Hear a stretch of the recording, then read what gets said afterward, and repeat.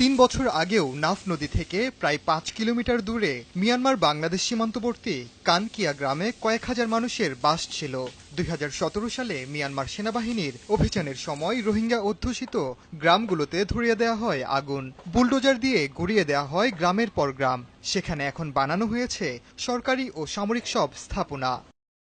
জাতিসংঘ জানিয়েছে, মিয়ানমারের তৈরি নতুন মানচিত্রে কানকিয়া গ্রামের কোনো অস্তিত্বই নেই। মানচিত্র থেকে গ্রামটির নাম মুছে এখন মংডু শহরের পার্শ্ববর্তী নামবিহীন এলাকা হিসেবে দেখানো হয়েছে।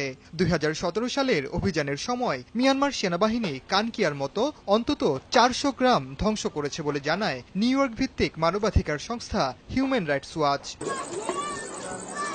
প্রত্যাবাসনে অনিচ্ছা ও টালবাহানার অংশ হিসেবেই মিয়ানমার তাদের গ্রামের নাম নিশ্চিহ্ন করেছে বলে মনে করেন রোহিঙ্গারা। নাম নিশান নতাকে ভাঙ্গুরি দুনিয়া তুন আজা ফেলে খেয়ালান হইলে মানুষ ইনরে রোহিঙ্গা জিন বাংলাদেশের কেমত আছে ইনরে ওয়াফিস লয়ে যাবে মনে হদ্দা তল্লাই। মিয়ানমার সরকার ইচ্ছে করে শরণার্থীদের নিজ ভূমিতে ফেরা নিয়ে অনিশ্চয়তা সৃষ্টি করছে বলে মনে করেন মিয়ানমারে জাতিসংঘের মানবাধিকার বিষয়ক সাবেক দূত ইয়াং হিলি। ওমর ইনান, সময় সংবাদ।